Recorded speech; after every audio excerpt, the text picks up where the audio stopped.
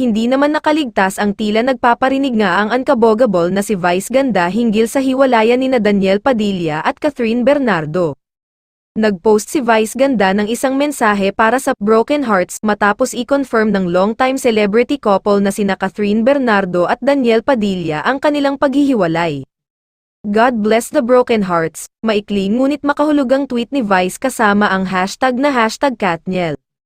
Isa si Vice sa mga nakisimpatya at nagpaabot ng pagmamahal para kina Catherine at Daniel nang mag-post ang dalawa tungkol sa kanilang hiwalayan. Pinag-usapan nga sa isang segment ng It's Showtime ang iba't ibang uri ng relasyon ngayon.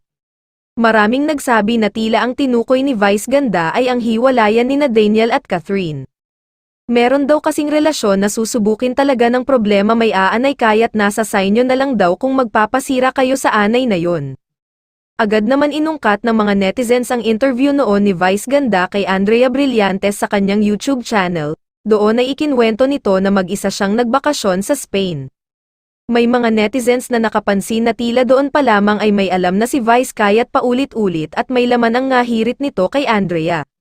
Samantala, galit na galit nga lalo na ang fans ng Katniel sa kapamilya actress na si Andrea Brillantes. May ilan pang nagsasabing ang pananahimik ng kapamilya actress sa kabila ng kanyang pagkakaugnay sa issue ay isang senyales na umano'y totoo ang chika. Hiling naman ng ibang netizens na magsalita na hinggil sa issue sina Daniel at Andrea dahil hindi naman na raw obligasyon ni Catherine ang depensahan pa ang mga ito.